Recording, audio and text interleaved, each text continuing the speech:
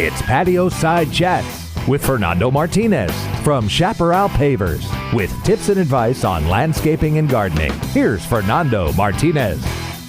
Yes, hello and welcome. Good to be here today and good to have you here with me. So let's get right to it. We got a good show. The topic today is on trees. I got a lot to talk about, so I want to jump right into it, and so we don't run out of time too soon. Trees are one of those things that I absolutely love.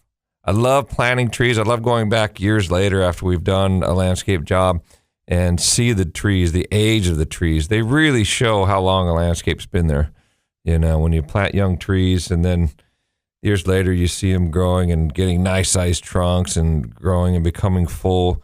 There is a sense of that. And I think even if you are buying a new house and you have your family there and you want to do some landscaping in the yard, plant a tree. Because as the kids grow up and as time goes on, or even if you don't have kids or whatever the case may be, the longer you're there at the home and you remember planting that tree and you see the growth of that tree, it represents time.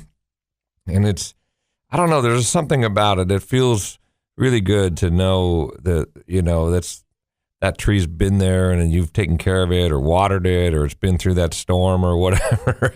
And, or even going back to a home where you used to live and knowing you planted that tree and seeing the size of it. I don't know what it is exactly or how to explain it, but it's a feeling like no other. And I absolutely, I love it. So I want to talk about trees today because when it comes to deciding on what tree to plant, it can be, there's a lot to choose from. And I want to make sure that we talk about, some native trees and deciduous trees that lose their leaves in the winter and some varieties and why you would want to do that, why you wouldn't want to. Also, fruit trees and nut trees are wonderful trees to plant. And some ornamental trees too. So, like I said, it's a lot to talk about. Let's, and we will, of course, we'll go into a little bit of how to plant a tree. I'm sure most of us know, how to plant a tree, but I might give you just a couple ideas on how to make sure that it really takes off. Another thing worth mentioning before we get into the varieties is neighborhoods with large trees and established trees are just different neighborhoods as you drive through them. And if you live there, and when you go to the new neighborhoods, that's one of the first things that I notice about a new neighborhood and new developments is the trees are so young and so small. And so taking care of those trees and getting them, because they're planted, but they're just so small. And a lot of them are in the parkways as street trees, and then they'll have a couple trees. Usually, I think it's pretty much mandated. I mean, when they build the new homes, they pretty much require to have some trees there. So it's nice to find out what varieties they are. Do you like them? Are they going to do what you want them to do? And if you can maybe replace them with, an approved variety or something like that if you want something better. But definitely taking care of that tree situation early, the earlier the better. So let's talk about some natives. Some of the most obvious ones would be the coastal live oak is one of my favorite trees. I love that tree, and they do so well here. And they're evergreen, so they're green year round. And you can keep them, because some of the trees, when we talk about trees, big, giant trees, some of them get huge, but some of them can be kept within reason, especially when they're young. You have a good opportunity to prune them over the years and keep them, to the size that you want them to be. But the coastal oaks don't get as big as the valley oaks and some super large oak trees, but they take a really long time to get there. So, but that's a native that can actually, it'll take some water in the landscape. Now, if you're lucky enough to live where there's older oaks that were there before even the development came in, then you do want to keep a lot of water away from old established trees that have been there a long time, because that'll damage them pretty bad. But when the tree is young and it kind of gets trained to take more water than it would natively, I think they get used to it and they kind of grow up that way and they'll be fine. Sycamore trees. Now, sycamores can get quite large over time, And again, they're not the fastest growing trees in the world, but you do want to plant that somewhere where they've got plenty of room to get really tall and big. But man, they are so gorgeous. The big, huge palmate leaves, beautiful white trunks. If you are lucky enough to live by a stream or a sloped area where there would be water sometimes throughout the year, those are amazing locations for the sycamores. They absolutely love it. If you see, especially with the native trees, it's kind of easy to go see where they would want to natively be and, think about that habitat and think about the watering and what the tree would want. Sycamores definitely will definitely take more water. The redwoods will take as much water as you give them. Now, one thing about redwoods, obviously they get massive tall, but not here on the Central Coast. So they tend to stay a lot shorter, and they do require quite a bit of water if we're under a big drought. So that could be an issue in the long run, especially as they get big. And if we go into sometimes, which we do around here, get into a decent drought over a few years, the redwoods can suffer. But if you can keep them alive and, give them a decent amount of water to keep them going, they are, oh my goodness, some of the most gorgeous, beautiful trees of California. Another one, speaking of California, the California pepper. Probably one of the most versatile native trees that I've seen. I love seeing, entries lined with the pepper trees, the California pepper. You can use them as focal points individually. They take up lighting, so gorgeous. They have kind of that weeping look. They get the little red peppers on there, really small green leaves, very just delicate looking, but they're anything but. They are quite gorgeous. I've planted a lot of California peppers in my day, and I absolutely I love driving by. I know I'm thinking of a few spots right now in my mind where I can drive by and see these pepper trees that I've planted. That we did 5 or 6 of them on a slope. We planted them from 36-inch box, and so it didn't take as long for them to get established and really get to size, but it's so fun to just watch them. I love looking at them every time I drive by there. But now, having said that about the size, you can buy time with trees, which is an amazing thing to be able to do. So, if you want a 3-year-old tree, a 5-year-old tree, a 10-year-old, 15-year-old trees, you can find them. The price goes up. Obviously, the bigger the tree is, the older it is. And the less time you have to wait for that tree to get to size. But be aware of the growth rates and how fast a tree grows up so that you don't, waste your money and get a fast growing tree. You don't need to get those in large boxes. The slow growing trees, that's where the value is in getting the bigger size. Now, deciduous trees like the Chinese pistache, quite gorgeous, beautiful color. Don't be afraid of deciduous trees. They are absolutely gorgeous. They have leaves for most of the year. And, you can consider it a mess, I guess, when they lose their leaves. But if those colorful, beautiful leaves are dropping off that tree and they're spreading out throughout the yard, and it's a certain time of year, it gives us a sense of seasons here. It's one of the few things that does. It seems like it's, summer year-round here on the Central Coast a lot of times. But deciduous trees with color in them give us a little taste of, where you would be somewhere where they actually had seasons and, all the color from all the trees. Liquid amber, another beautiful tree that has color and can get kind of tall over time. They're not huge, but the biggest thing to remember with the liquid ambers is they do have a tendency to send out surface roots. So you don't want to do them near a lawn and give lawn watering to a liquid amber from when it's young. It'll for sure have a lot of surface roots. And, that's not really desirable, especially near a home. And just as a general rule, you want to be 10, 15 feet away from your house with just about any tree anyway, or any hardscaping where you wouldn't want to see, it lifted up by the tree roots. Don't plant it right next to the driveway unless you really know that tree is not going to produce a whole lot of roots, and any tree that's going to get decent size is going to have some, even the most mild root systems, so just be aware of that. Also, the Japanese maple. Well, there's one that you probably wouldn't have a whole lot of issues with roots because they're relatively small, and it depends on which variety. There's so many varieties of Japanese maple. Absolutely one of my favorite things to plant. I have one at my house that it's got the reddish purple leaves, beautiful trunk, stays very reasonable in size, very slow growing. That would definitely be one worth getting in a large pot if you pick the slow growing varieties. There's the regular, just unnamed, just regular Japanese maple with green leaves. It can get tall actually, and those are quite beautiful. I've seen some really nice ones in San Ynez, and they love it. They do really well. And kind of we say Central Coast, but like San Ynez, I see some beautiful crepe myrtles over there. And if you come closer to the coast, they get the powdery mildew on them. They don't seem to grow as much. You go to Santa Barbara, you see all the jacarandas with all the purple flowers. You try to plant them, say in Santa Maria area, it's a little more difficult. It's hit or miss. They don't really do as well. So even just really look at the zones.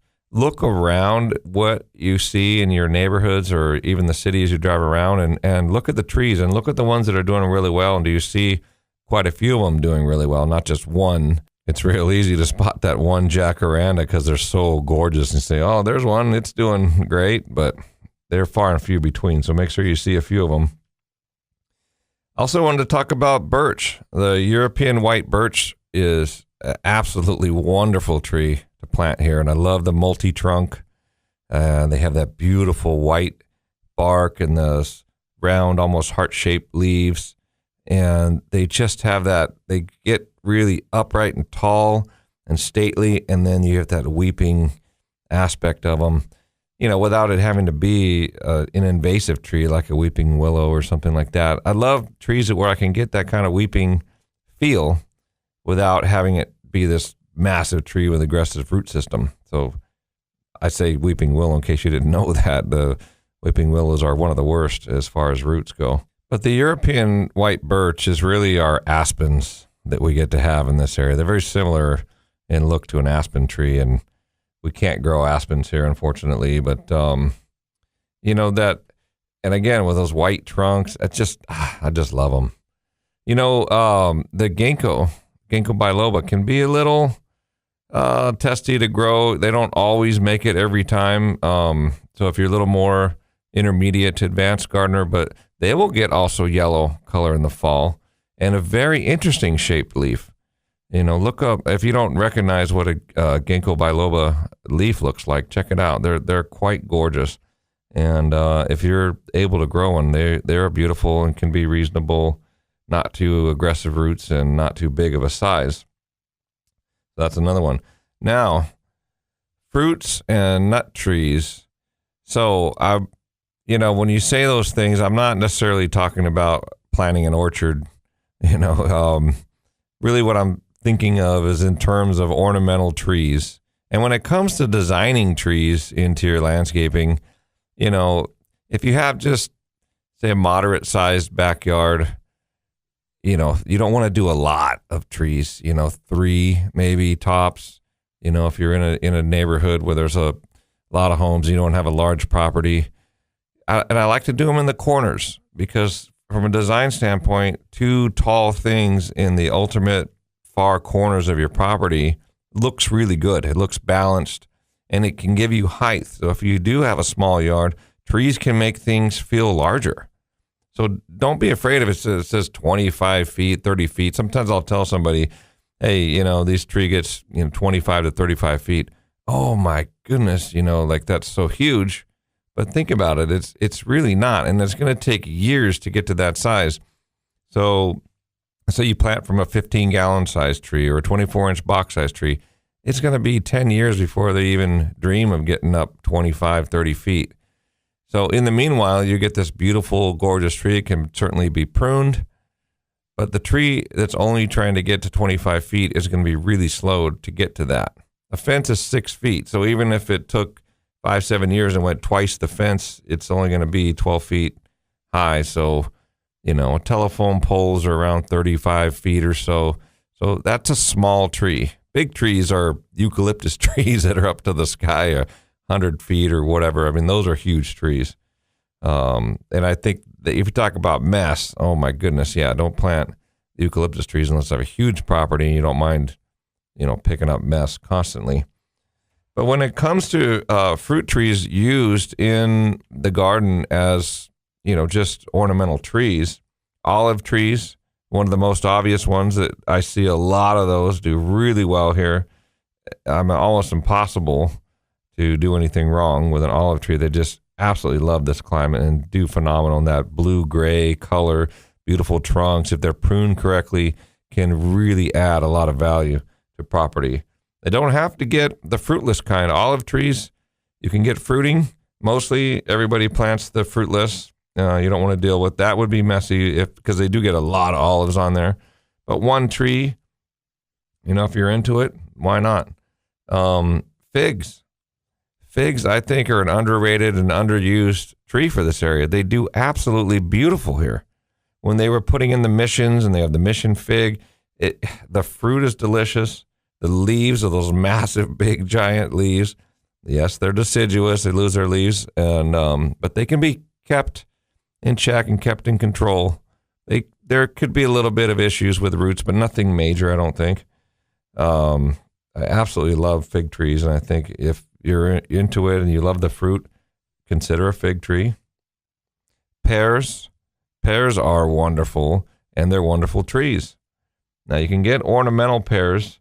They have beautiful, beautiful white flowers in the early spring.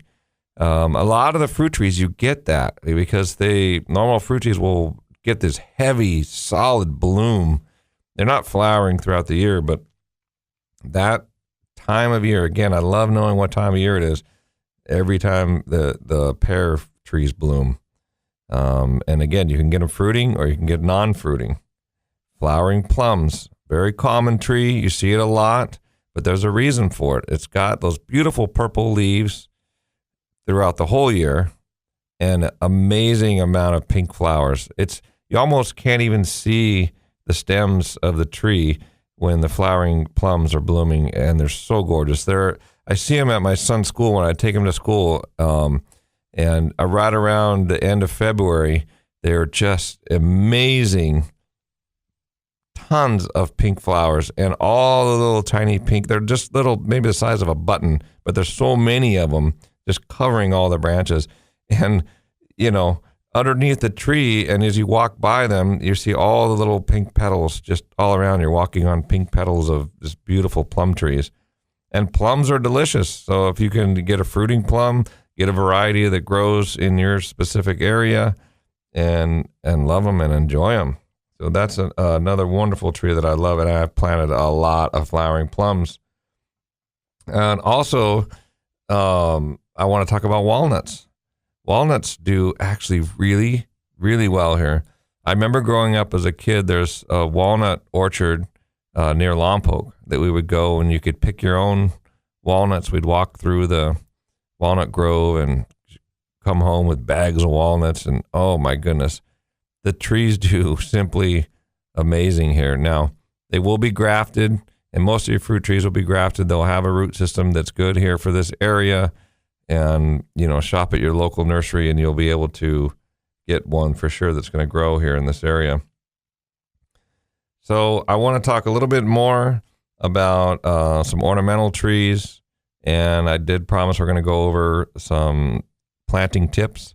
So we'll do that right on the other side of the break. If you miss any of this radio show or want to hear any of our plethora of gardening tips radio shows, you can go to YouTube and just type in Chaparral Pavers. And of course, we've got them all listed out there, or most of them on our website. You can go to that and check them out there, or you can check out what we're all about here at Chaparral Pavers. You go to ilovetocomehome.com. Okay, we'll see you right on the other side of the break.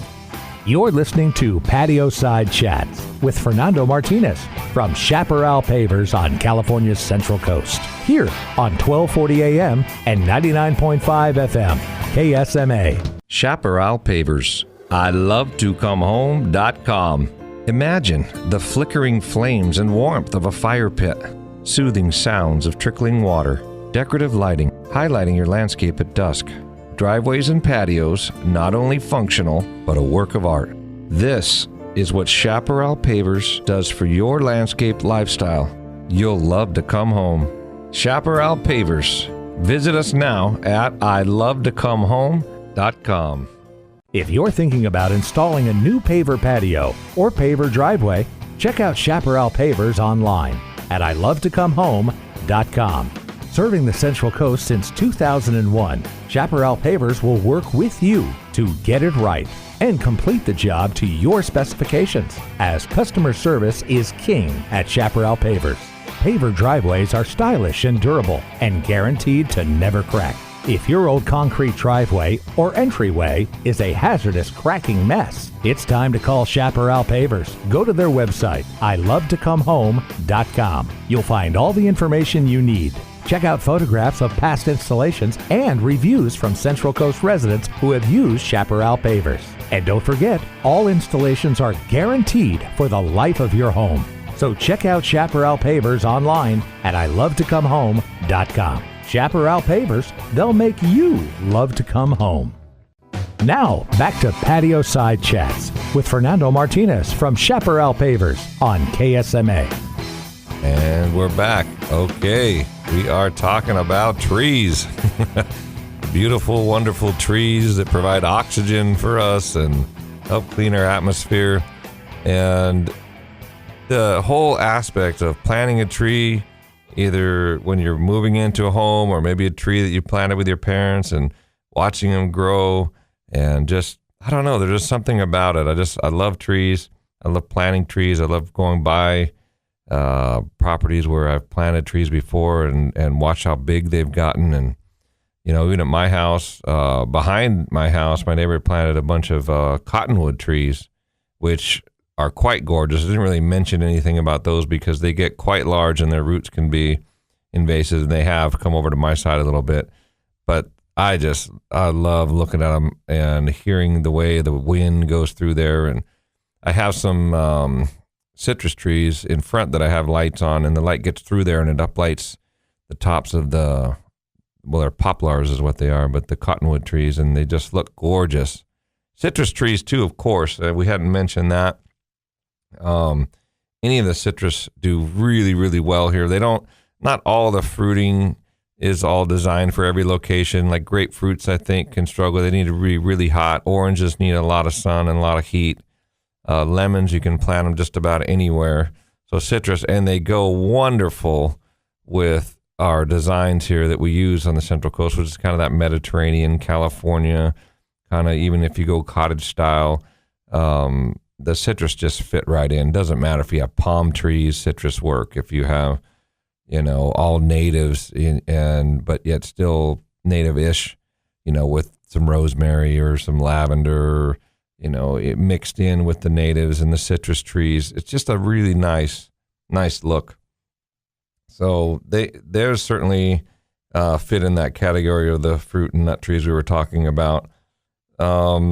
One of my all-time favorite ornamental trees is the strawberry tree.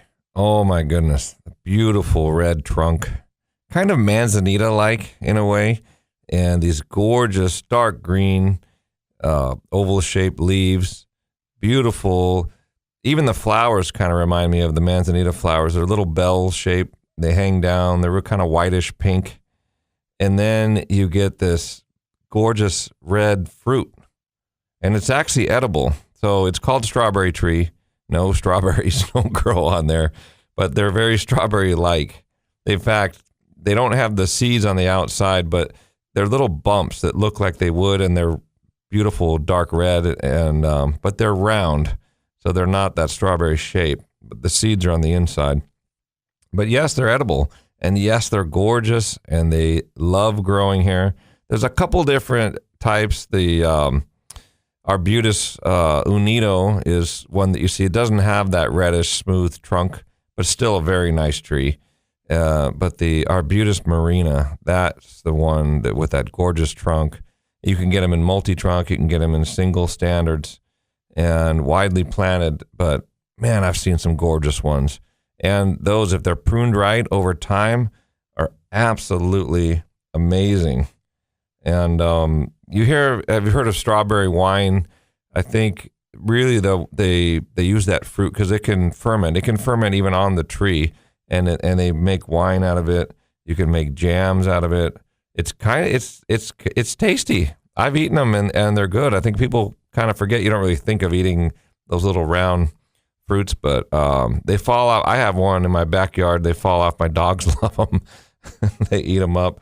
Bees love that tree, and I'm sure, are making wonderful honey from the pollen of the strawberry trees.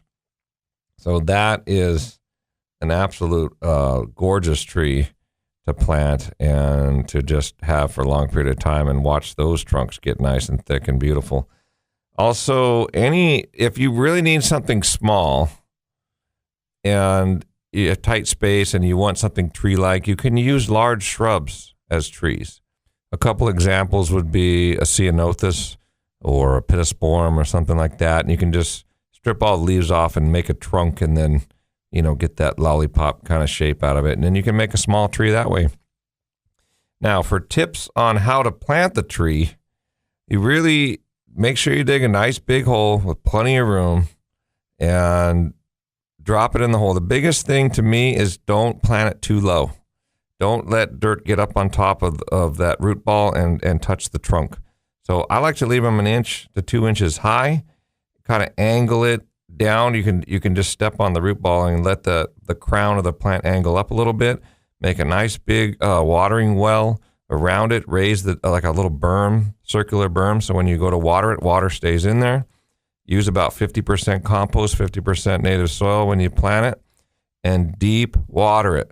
So lots of deep watering and then let it dry out. Then water very slow and let that water go down deep and get those roots trained to go down.